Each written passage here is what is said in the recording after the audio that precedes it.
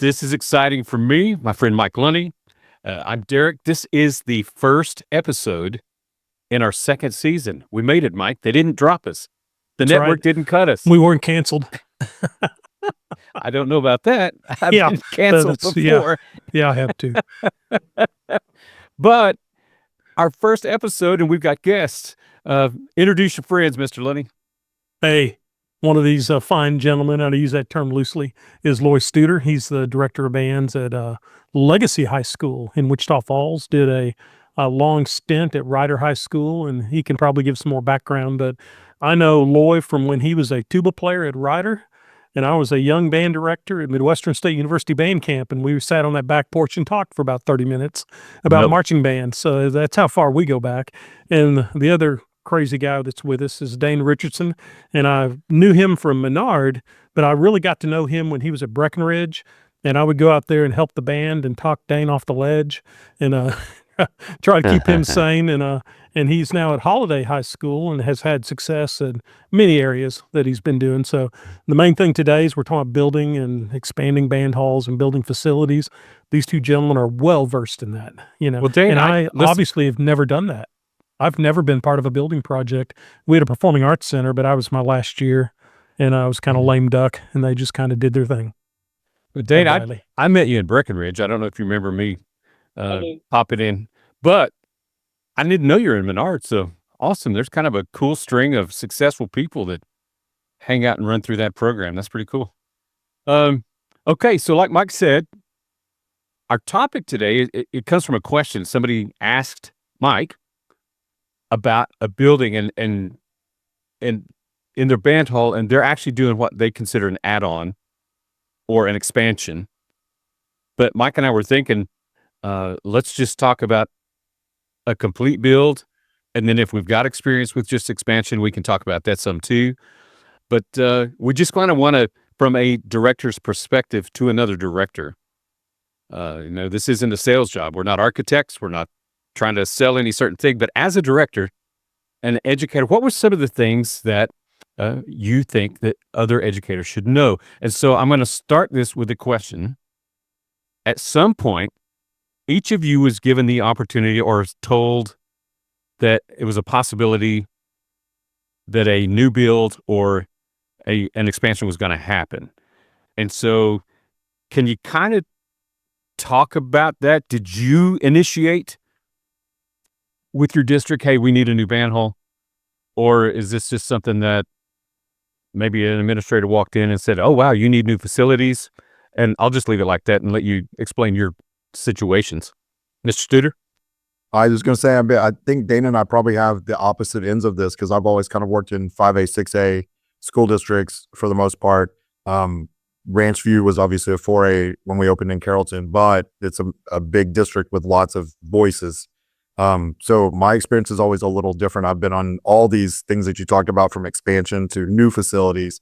And when we passed the bond here to build these new schools, I know this is something I've had a lot of experience since my very first year. So I sent an email saying, I really, really want to be part of this. I must be part of this. I think I can add value to what we're doing. So mine's always been a little different. We had a lot of voice in this one. But Dane's is probably a lot different because I'm sure he's always had to advocate and be the guy to do the presenting from the get-go.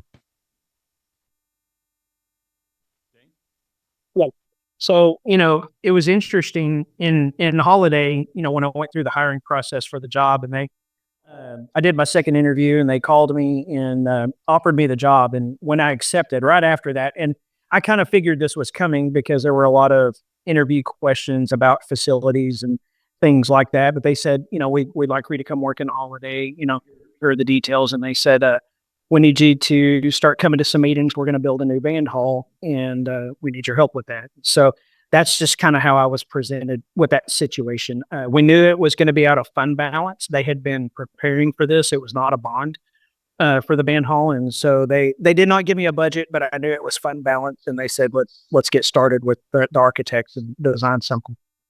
Cool. So is that your had you done this before, Dane? Is this kind of your first go around with the Twice in Breckenridge, we designed facilities, but those were all tied to bonds that failed. So I've now been through the bond process 3 times because we did pass a bond for an auditorium, and we're in the design phase on an auditorium right now, so I'm a part of that too. But in Breckenridge, twice we had designed renovations and new builds for band hall, possibly even like at one point, I think it was in 2000, maybe 12, we were trying to design like a fine arts facility. And then there was a second bond that came through just for a band hall. But both of those failed. But we did get started with, here's what we would need and here's what it would look like. Okay, so here's my question based on those responses. And Lloyd, maybe I think you've already alluded to this. Once you hear the rumor of a possible build, how immediate are you pushing to be involved in that? On my end, on this specific one, I was kind of waiting till the bond passed. I mean, we already had some like preliminary stuff, and we'd seen some stuff, and there was lots of focus groups and committees and people's voices and all that. But like all of that's just preliminary stuff. Once that bond passed, it was like, okay, now we're getting into the real stuff. So let's get going. And so that was like, honestly, I think I sent that email the night it passed. Just making sure that I knew this was going to be fast forward. So I want to be from ground zero on that.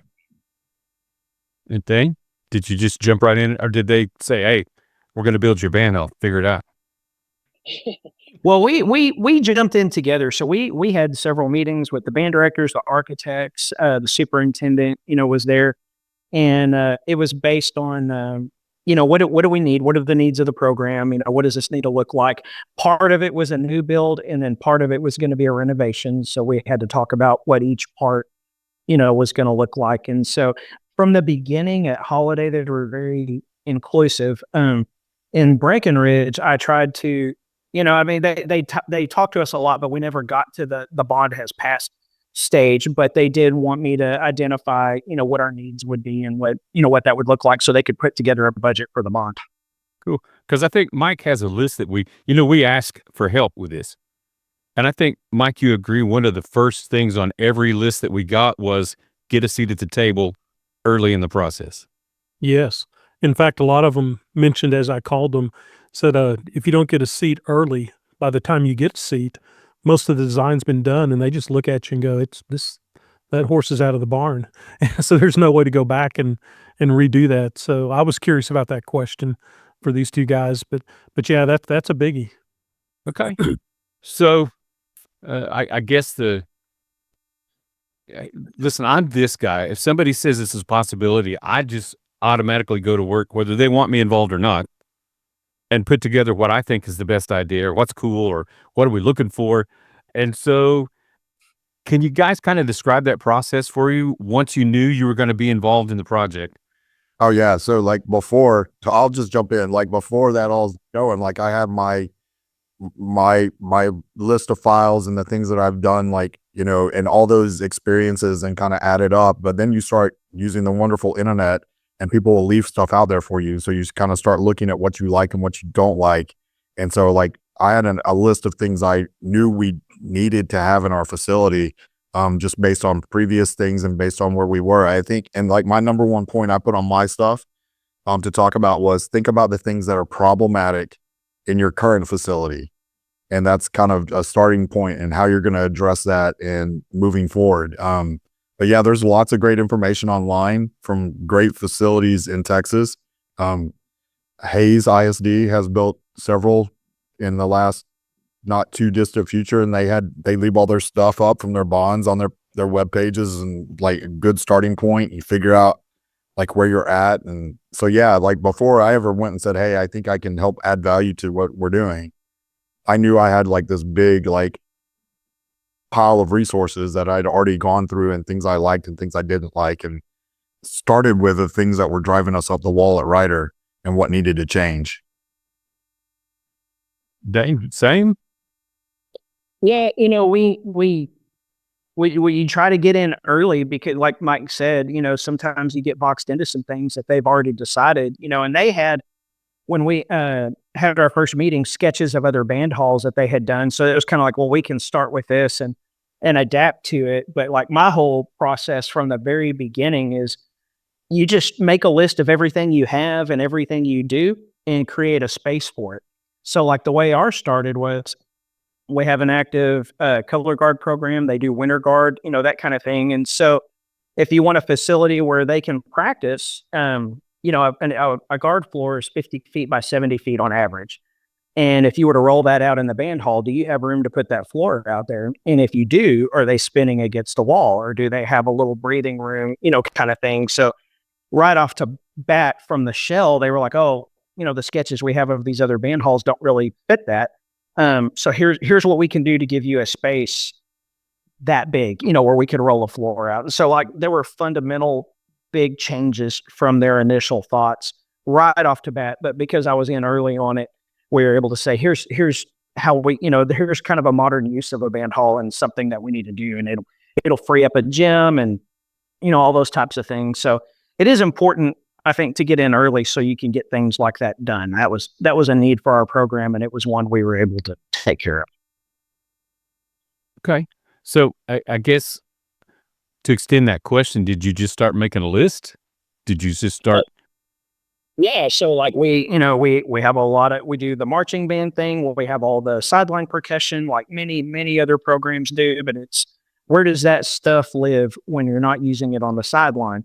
And so like we have a room that's just for all those electronics, and we have lots of outlets and things in there where we can charge things. We have some shelving in there where we can store, things that aren't being used, but we can just roll that stuff in there where it's not out in our rehearsal space, taking up room. And, we have the color guard. Not only do we have room to put a floor out, but like we have a room where they have lockers and cubbies, and they have mirrors on the wall where they can do body work in there, and they have their own storage where they can store flags and props and things. And we have a percussion room where they can rehearse and store stuff. They have, storage for all of the drum line, the battery. They have room for keyboards, chairs and stand storage, that had easy access to the rehearsal areas. I'm real big about make a list of every single thing you have and everything you do and create a space for it and make sure you know where that's going to go and where that stuff is going to live. So I'm going to say that again because I think that's an excellent way to put that. Think about everything you do, all the different ensembles, all the different organizations that are part of your program. Think about everything they have, and then aggregate everything that your entire program has, and then to design a space that will hold all the things you have. Absolutely. And all the things you do. And will function the way it needs to function. Because just having those spaces is only part of it, like I remember Mike Lunny used to have like his scissors outlined in his desk where they went, everything had a space. And so that is a very big thing. But like Dane's talking about, like I'm agreeing with everything he's saying because ours is essentially the same kind of thing. Like our band hall is 60 by 100. And we actually, you will never hear a band director ask for less space. I actually asked for less space because it was bigger than that. It's currently at 6,000 square feet. It started out at like 7,200 square feet. And we didn't want less square footage. We just wanted less square footage in that rehearsal space so we could put it to other usage.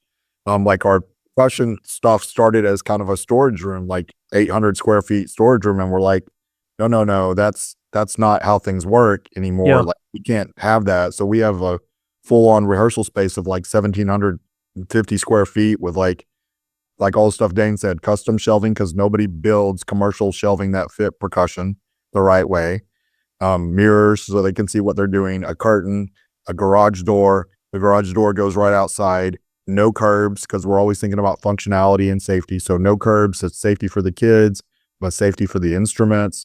The semi can pull right up to the band hall. It stays there permanently. It was thought out. Like there's room for 2 semis to permanently park next to the band hall on purpose.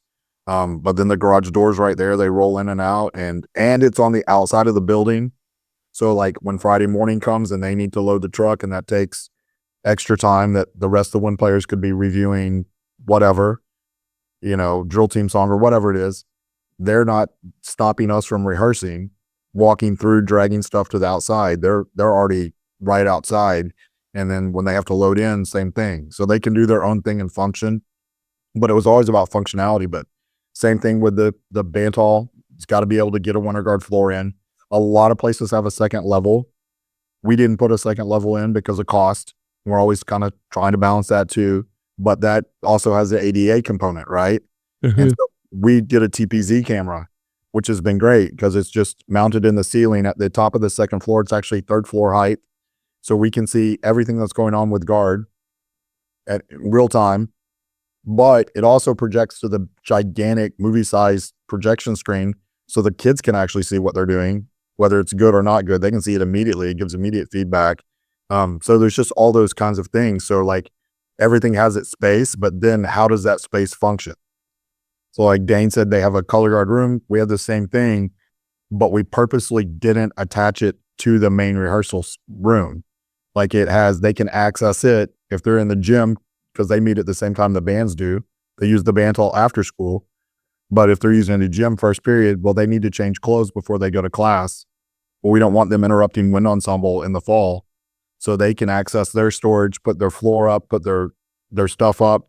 And then they go to, the best part of we have changing rooms, not locker rooms, purposely not locker rooms, because we don't want that mess, but we share them with cheer and dance team. But drill team band has a place to change every day, and it's great. Bathrooms are purposely not attached to them because we don't want it to be a locker room. They have to go somewhere else to go to the bathroom. But like that can all happen, and groups can still rehearse. And that's one of the biggest things about this new facility that's good for us. So I'm saying this, and again, realize that I'm processing as you speak. Right. I think a lot of time administration is worried about form. Yeah. Is it pretty? Aesthetics. But sometimes we're more worried about functionality. Right. So that might be something we need to make sure that we map out who's doing what when. It blows me away that you're talking about all these things happening at the same time and not bothering each other. That's amazing. Right. And that was born out of like my first statement about think what is problematic about your current facility and then go address that. Because like every school I've been at functions a little different. The master schedule's a little different. They may have band a little different. It may be similar, but there's always something a little different. So and none of it's right or wrong. You have to figure out what works for your program. And for us, we can keep more kids in and do all that. And it works with these career center schedules and all this busing and stuff that goes on if we have it at the beginning of the day, which means we may not get to help each other with our bands, but we can run 3 concert bands, winter guard, and percussion on two percussion ensembles all at the same time without interrupting anybody. And we did that because like we just worked the flow, like the instrument storage room, which was on my list. I'm kind of jumping here, but it is accessible by all of the rehearsal spaces without kids having to interrupt anyone's rehearsal. So if they have to leave in the middle of the day because they got sick and somebody's having rehearsal, they can get their instrument and their books and go home without ever interrupting a rehearsal. And the other part of that you talked about district and aesthetics. The big thing for them was they don't want to heat and cool a 6,000 square foot space 24 hours a day if there's instrument storage in that room. So we have no storage at all in our main rehearsal room. It's all in that instrument storage room, which is, 1,200 square feet.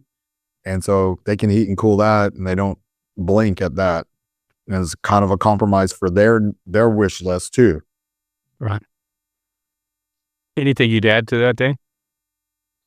Well, I agree with a lot of what Loy said. In my list, there's a lot of things about functionality, but also flow. How do you, if you're trying to move equipment, do you need a double doors or do you need a 4-foot door? Or how, so functionality, does it, how many band halls have you been in where practice rooms end up as storage rooms, that kind of thing. So like, I'm real big on that too. I that's a pet peeve of mine whenever, we're using, like you have to have a practice room as a storage space, so you plan for storage and does it function that way? And like he talked about, like we do have a second floor, but it's not rehearsal space. And if you call it mechanical storage, you can avoid the ADA thing. So that's upstairs is mechanical storage, and we call it the Eagle's Nest. But I could get up there and I don't have a camera thing, but I could get up there and kind of look down on there. So that's kind of how we danced around the ADA thing. It's all mechanical storage up there.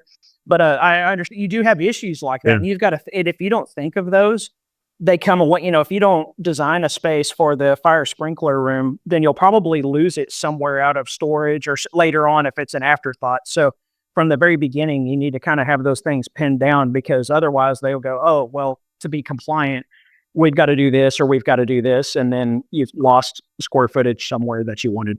And don't be afraid to tell the architects when they bring you stuff, like, how about we do XYZ?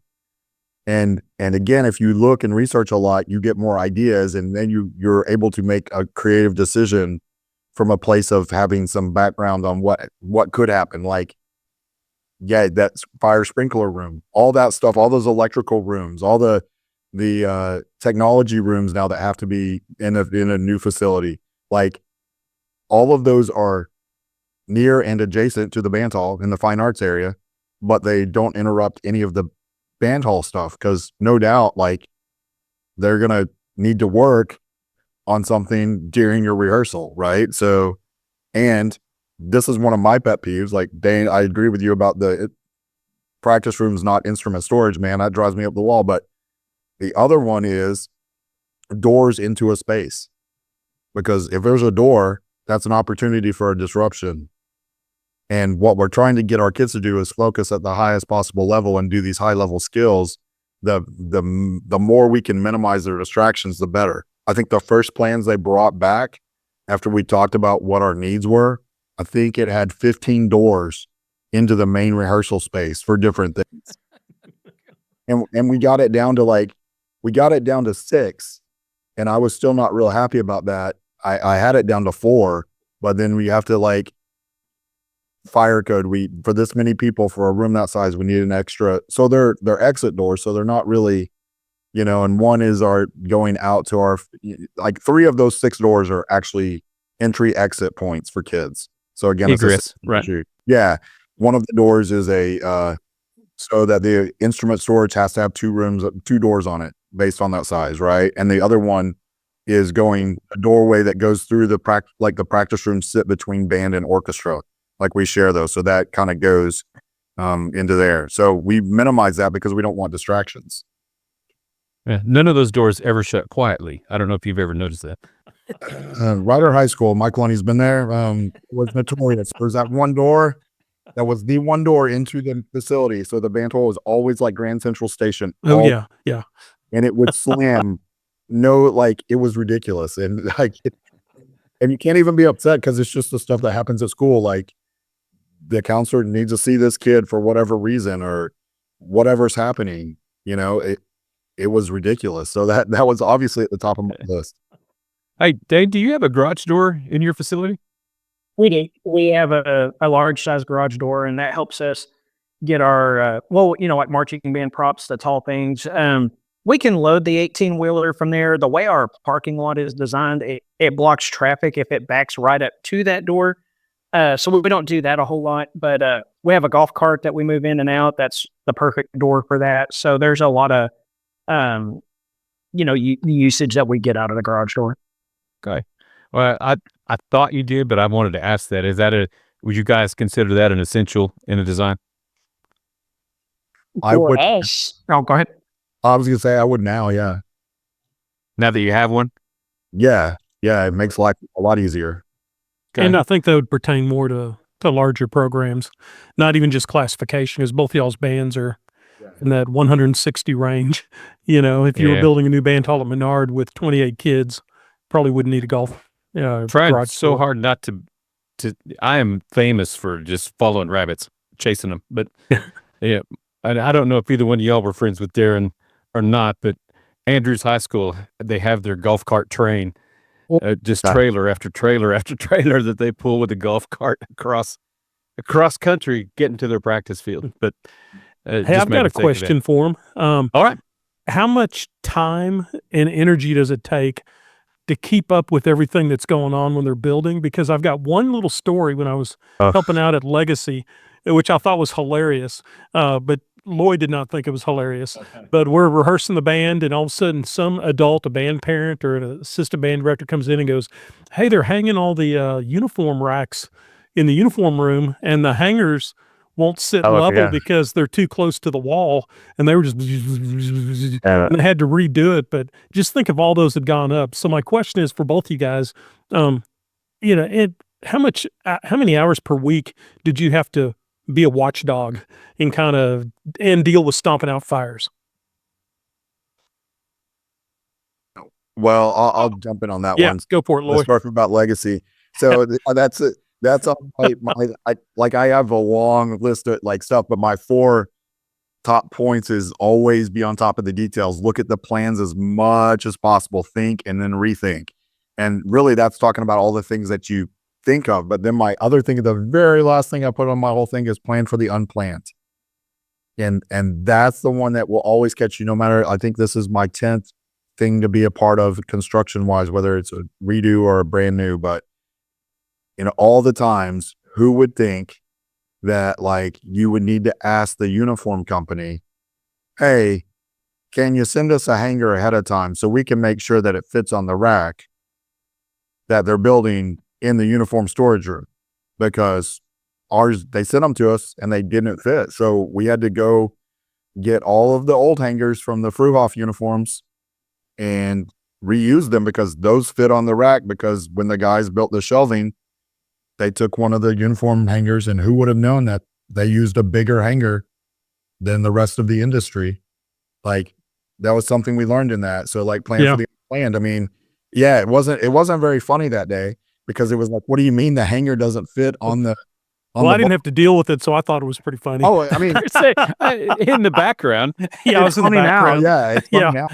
Hey, you know what's here? Speaking of, and I don't want to get in trouble, but this is speaking of funny because things just happen. And like for those that don't know, we moved in August 5th. Like band in Texas, you can start your UIL show on August 1st, right? And we didn't even get on the field till August 12th because we're still in the middle of a construction zone. Well, we're still in a construction zone. I mean, it's inhabitable, but I would say like I don't know what the percentage is, but there's things that just aren't done. And so that uniform room, the guys, Mike was there, I guess, when they were welding in those hangers or the bars. Yeah. Well, they were doing shelving. And this was like right before school starts. I think we'd already had convocation or whatever. Well, the guy left it, like they put the top 2 shelves in. We have 3 shelves. It's a very tall room. And they did the bottom one and got like halfway done. And then they left for lunch. It was like Friday. And so we're like, okay, well, I guess I'll finish. He'll come back after lunch. He still hasn't come back and finished the last shelf. It's on our tick list every week. We're like, hey, this still isn't done. This still isn't done. Still isn't done, but I guess it'll get done eventually. Well, I think my most amazing one was we were doing that Performing Arts Center, and I just went up there to look around, put the hard hat on, and acted like I knew what I was doing. But they ran an air conditioning vent right up to a firewall and then plugged it. Because in the architect plans, it was supposed to go through the wall, but it was a firewall. And I had to call attention to that to the foreman and the people in charge, and they were like, oh, yeah, I guess we need to fix that. But they were just going to pack everything around it and let that air conditioning vent be plugged. And, I don't know. But Dane, what do you got, man?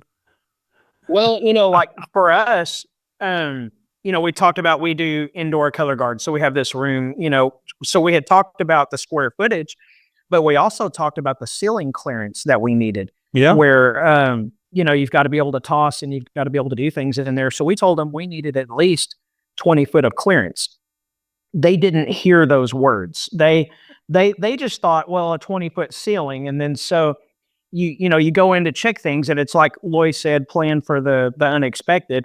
Well, they put these ceiling trusses in that took about 4 feet of clearance out of so it was a 20-foot ceiling, but you subtract 4 feet. So on the low side, on the eave, on the outside, there's actually only like maybe 13 feet of clearance. So like, you have to be careful, and so now, when we design and I guess a lot of them probably do that, but, we had to, put the kids in back, don't toss as high or don't do as good a work, that kind of thing. So there's things that was like, whoa, we missed that, you start watching these trusses go up and you realize we're not going to have the clearance that we asked for. But, and I think to the original question, like how many hours per week or whatever, Yeah. It's at the beginning, it's exhausting. And the way we were fortunate the way that we did it, we had a meeting every 2 weeks with the superintendent and the architects and the band directors.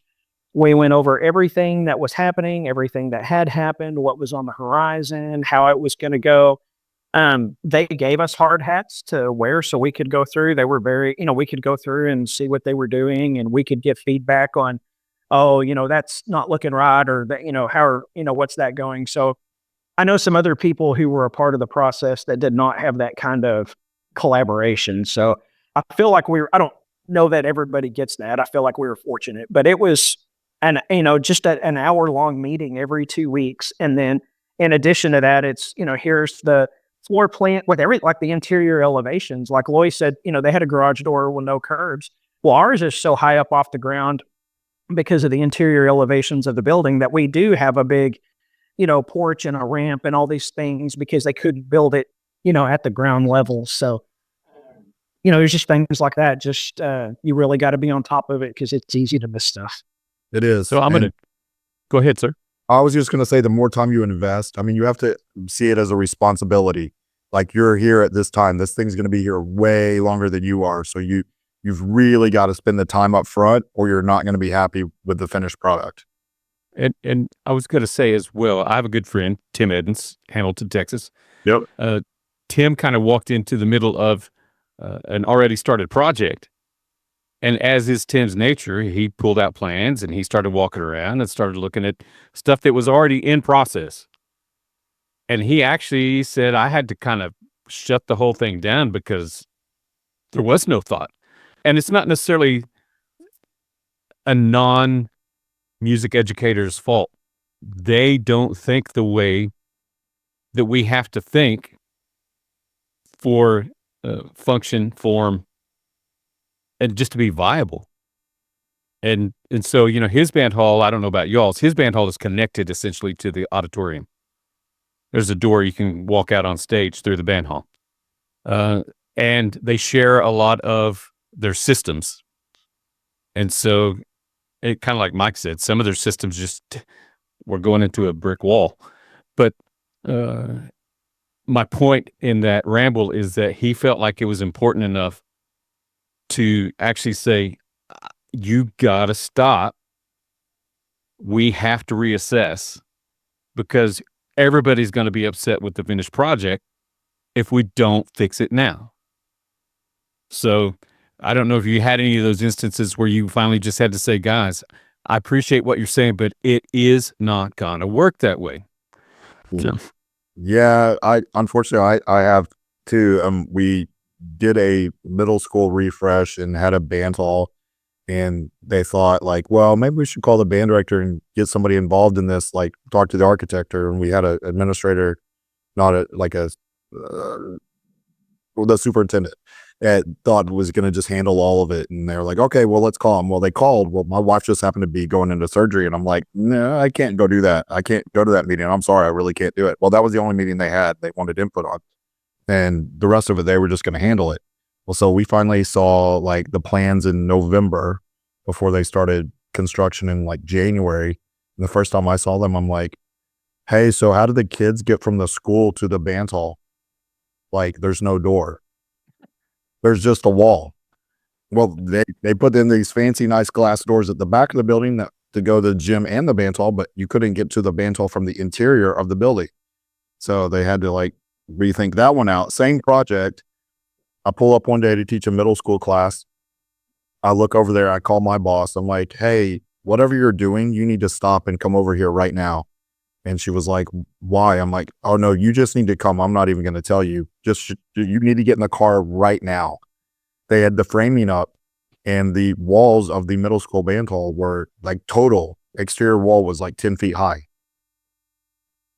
And they already had roof trusses on. They had to rip it all off. It cost an extra $300,000. And they had the window sockets already put in. So if you go to that middle school, you'll still see that the windows are at 8 feet.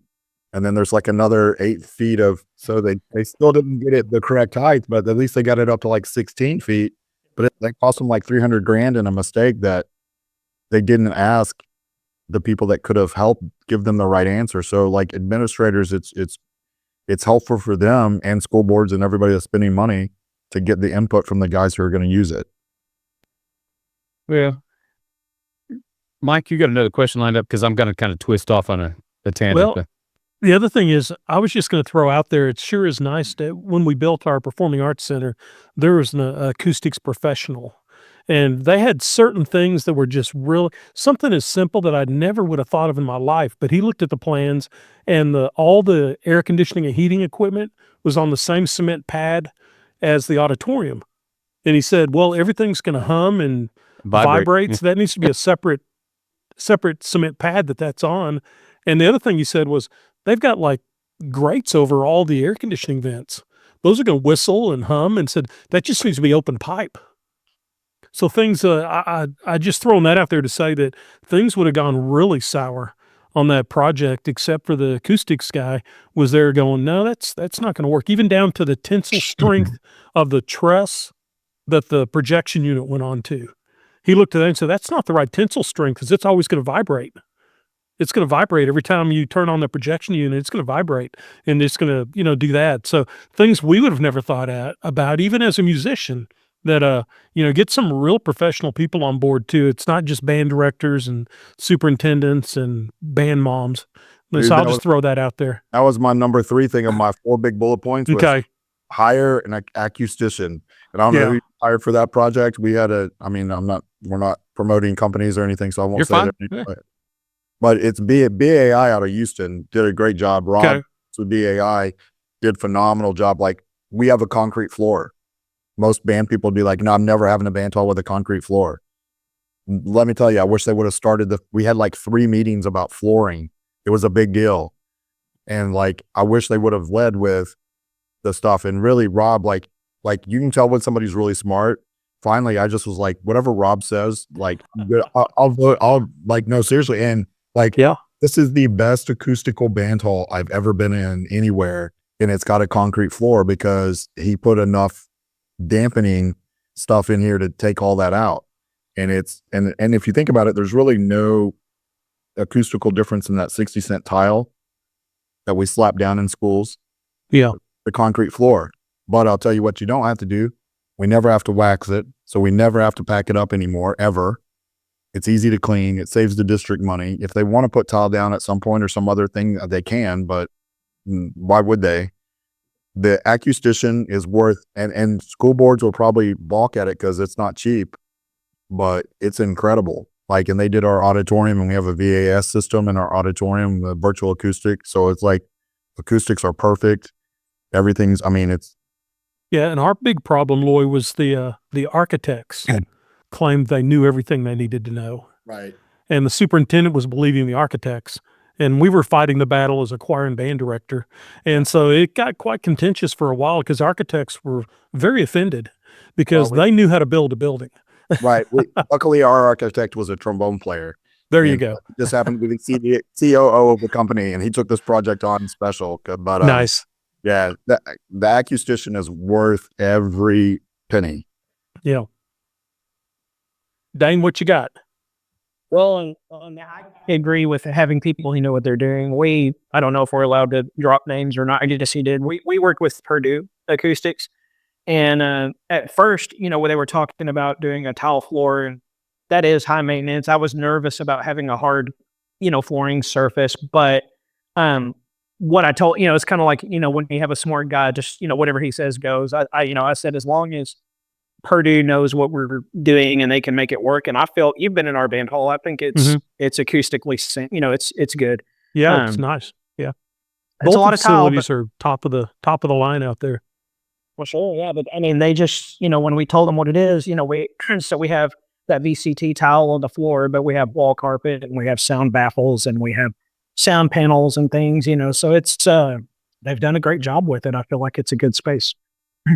And if they cut back on that, that's where we get into problems. There's a band hall, I won't say the name, it's out in West Texas, and it was a brand new build with 3 performing areas.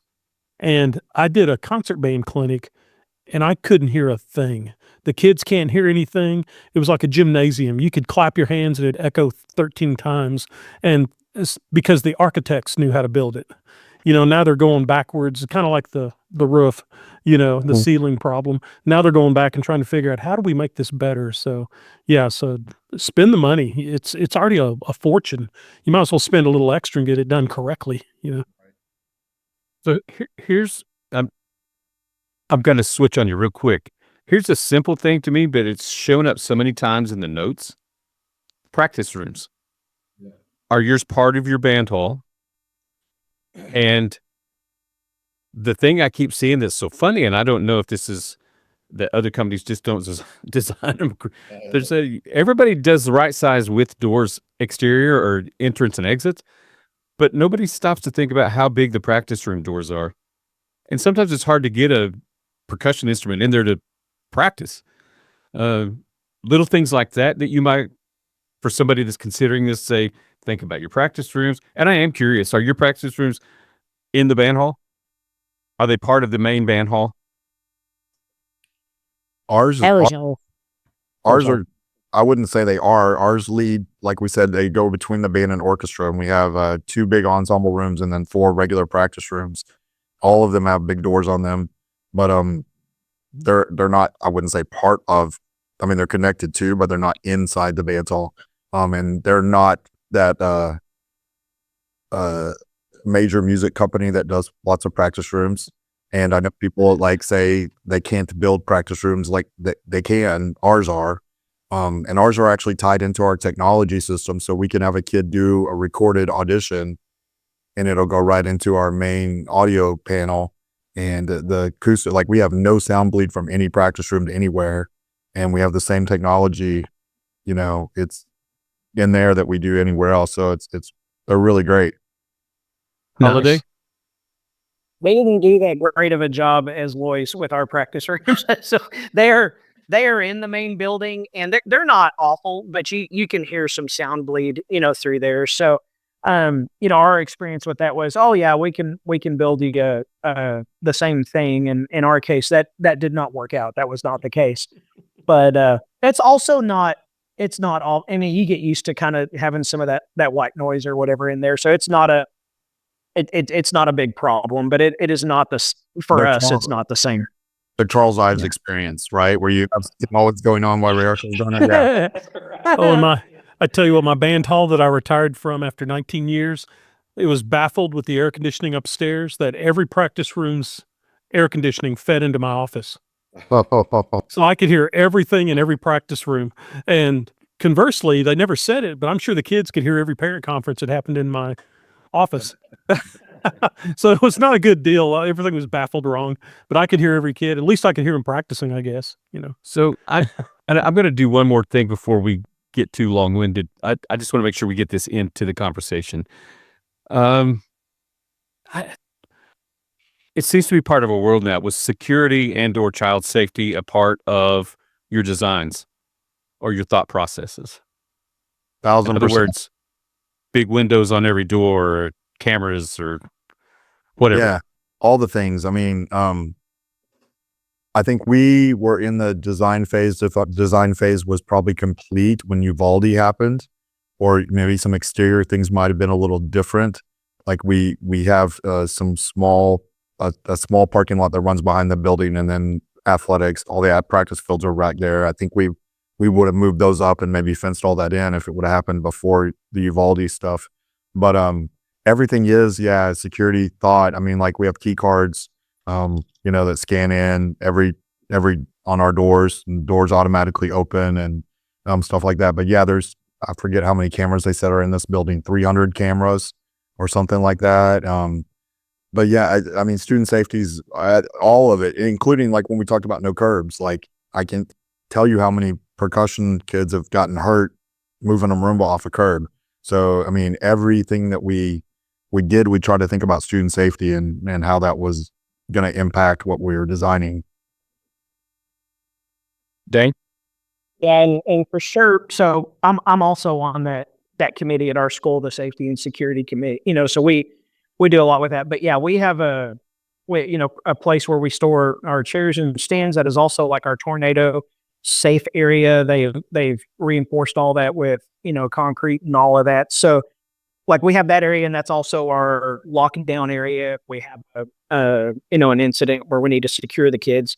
And, if that happens at the right time, we could be trying to fit as many as 160 or 70 kids in that room. So is that a big enough space for that? And so we found out, yes, it was.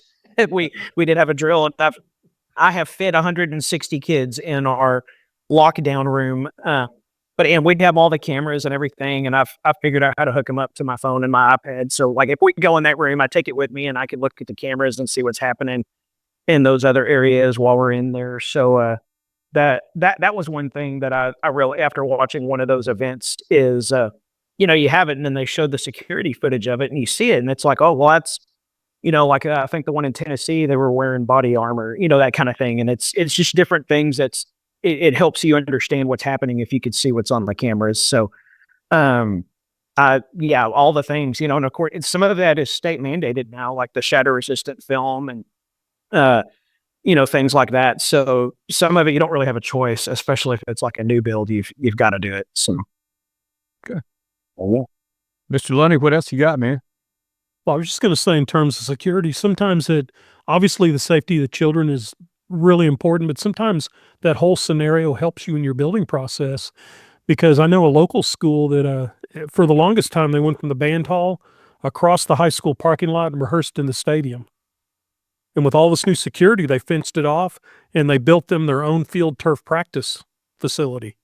So they don't have to go out in the open anymore. So they go straight from the band hall inside a fenced-in area. So that actually helped them out tremendously as far as losing rehearsal time or gaining rehearsal time. But it's something that's going to be with us forever now. We just have to plan everything as job one is student safety, and then job two is how we use our facilities and how things work, because we can always replace band halls and facilities, Okay. Well, you guys don't know me as well as Mike does. Everything somebody says knocks off something else in my head. You said you had a cement floor. I don't know what, and you have tile, but do you have hash marks marked inside? Can you march into your band hall?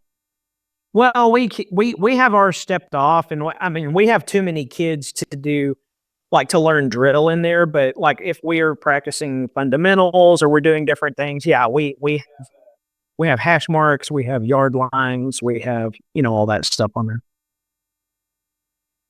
And it just looks cool. At Legacy, do you have that, sir? We don't, but we have marks in the concrete, like the spacing, and we know like what those are. We didn't permanently put those in because we didn't want that to be something that would be encouraged, because we have other spaces that we use that are, triple wide gyms and things like that we want to have access to. Cool. All right. What else are you going to ask him? Go ahead, sir. I'm sorry. I was going to say, hey, if I know this came up in several of the notes and we really haven't talked about it too much. We talked a little bit about storage.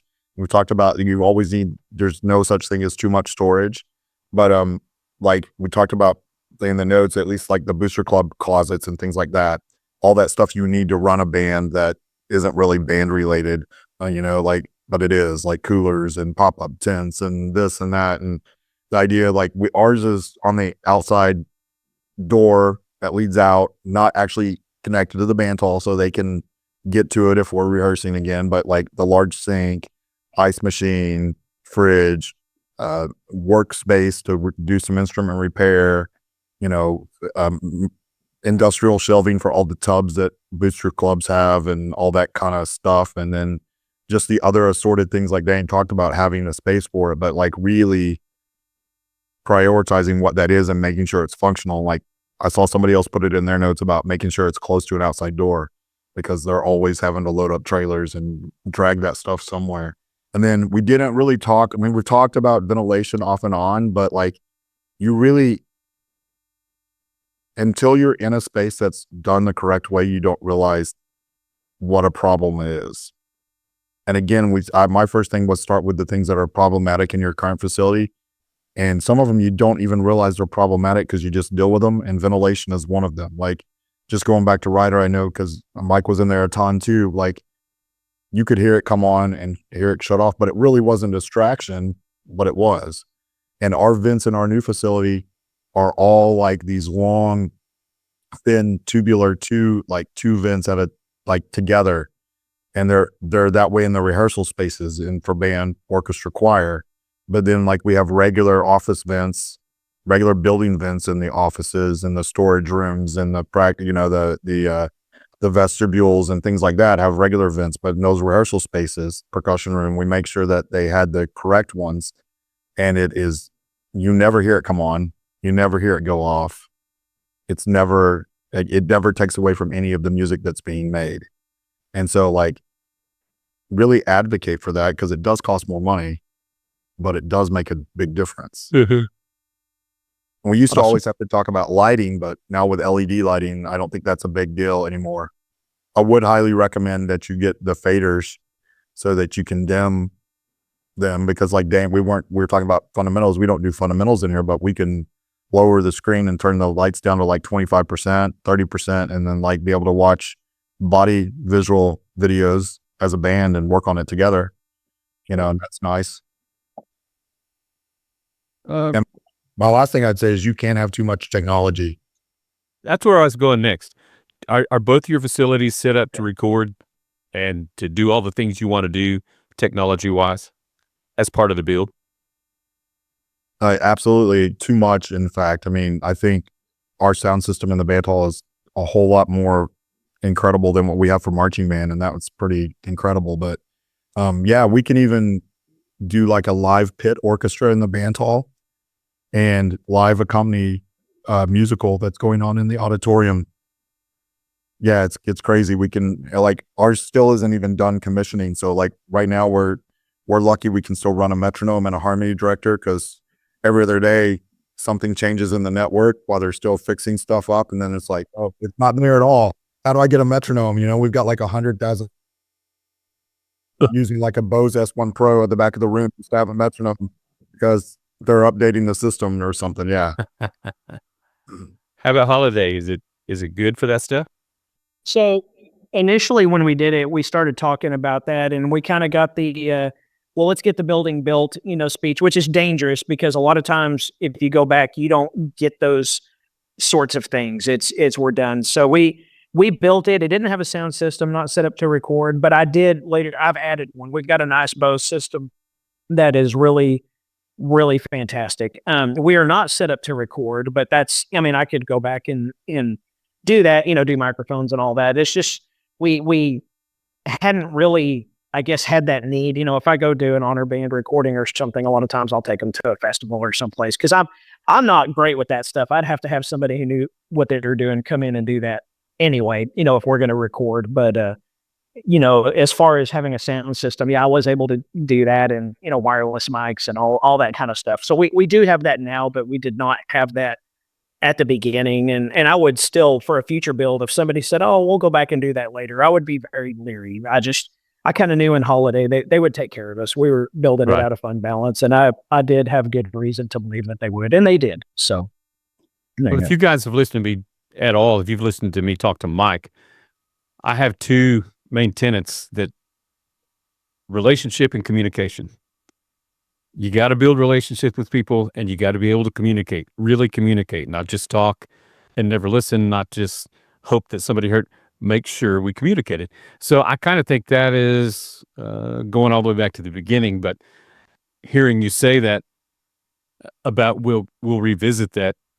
Will we? Let's make sure we understand right now that this has to be part of this band hall at some point. And hopefully you have, and it sounds like you have great relationships in Holiday, and I'm excited. That's not the case for a lot of our brethren. Well, the fact that you could build that out of fund balance is incredible. Yeah, it is.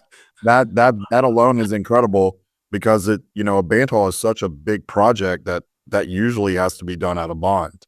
And we're in a unique situation where we built two at the same time. We built two brand new schools, closed all three of the old ones, which is a whole different conversation. But even through that process, it's like, hey, do you have this over here? Or I'd walk into there and go, hey, And then we, like last week, it was just a simple thing, but just a control to roll the screen up and down. Like it was a backup because it automatically does it when you do something with the system, but they just had a backup and we're like, oh, we don't have that. Let's check into that. So that's a whole nother layer of if you're doing two identical ones. The fact that Holliday was able to do that out of fund balance is pretty incredible. Dane, you can always just drive down the street and we'll do some recording if you want, man. I need to go. I haven't been in your band hall. I need to come check it out sometime. I know. We got to make some time. Yeah, we'll come out and do it. You don't have to answer this if you want to, Loy, but are your band halls, the new facilities, or the band halls identical? Yeah, everything about both schools is identical. So you guys shared notes? Well, no, it was, that was kind of, when we talk, like Dane's like a single school kind of thing. And so they probably had a little more different, maybe you had to negotiate and do it a little differently than we did. But yeah, that was the whole thing when we were doing these two new schools, is everything was kind of committee driven. And like we said, there was like probably 3 meetings about just flooring. So it was probably a longer process because seriously, like I would go back to the band hall and be like exhausted. I'm like, I don't care about the floors. I just want it to sound good. I put down whatever you want. I don't care. And they were probably intense church meeting style. Oh yeah, man. They were real intense. Like I'm sure I upset people at some point. It was just like, it was a different collaboration, but because of that and the way that worked, I think we got really good facilities. Are they perfect? Probably not. Is there something somebody would do differently? Absolutely. And we had a lot of say-so, but like the one thing we couldn't ever do, even from the beginning, was, and we still never really got an answer. I think it was probably because of the land that was purchased, but we couldn't change the footprint. We could move all the walls around and do anything we wanted, but the footprint had to be pretty similar to what it already was. And, but yeah, I think they're pretty great facilities. Probably some of the best in Texas right now. Yeah, I'll jump in on that because I've had the honor of working in both band halls and kind of helping out with both programs. And it's state of the art, man. Those school districts have gone out on a limb and have done the right things for both those programs. And they've definitely got 2 men that have they did their homework and they made sure everything was done to the utmost ability. So I think it's just a marriage of, people that know what they're doing as band directors. And like you said, Derek, communicating with people even through that whole process. And I just get to come in and work the band a little bit and kind of enjoy these beautiful facilities, but they're state of the art, man. The state of the art. That's cool. Well, I'm going to ask a question before I start winding down. There are people, we know this all the time, that are trying to figure some of this stuff out. You gentlemen, okay if we give an email address or a way to communicate with you if they have questions they want to ask? Are you guys good with that? 1000%. Cool. And I nerd out on this stuff. I love design. It's cool. So I'm going to do that, and we'll put that up on the screen in the YouTube version of this, and we'll probably we're excited. This is my quick plug. We actually have our own Facebook for Ask Mike now. It's not part of the music store Facebook anymore, so people can actually have conversations and find Ask Mike questions and answers faster than they could before. Sorry, I have a schnauzer biting my leg down here, so we'll get that stuff up there. And I just want to tell you guys, and I'm going to give Mike the last word here, but just again, thank you. This is one of those things that, in my personality, overwhelming things just tend to wear me out. And if I don't have resources and I just want somebody to say, this is what we did, this is what worked, this is what I wish we'd have done different. And the conversation eventually gets to, you're going to have to make the choice for you. But to have the resource of a Dane Richardson or a Loy Studer to say, yeah, we thought about that, because I train people all the time. And I love these, we have smart young people, and they'll come to us and they go, man, I got a cool idea. Okay, what's your cool idea? And they'll spit it out, and if I could share their face when you say, that is a cool idea, but can I tell you why that didn't work? Because we've tried that. So when we're talking about being fiscally responsible and still winding up with something that we can be proud of and it's functional and the form works. It'd be great to have you two available to people. So, Mike, wrap us up, brother. Yeah. Hey, just big thank you to Loy and Dane. Y'all have been big influences on my life and been a big part of my life for decades, for decades. So I appreciate you taking time to share your wisdom with us, because I know the directors are going to experience that wisdom and they're going to build better facilities and maintain the position of Texas as the greatest band state in the nation. So thank you guys for sharing with us, guys. Thank you for having us. You bet. All right. Well, y'all have a fantastic spring season.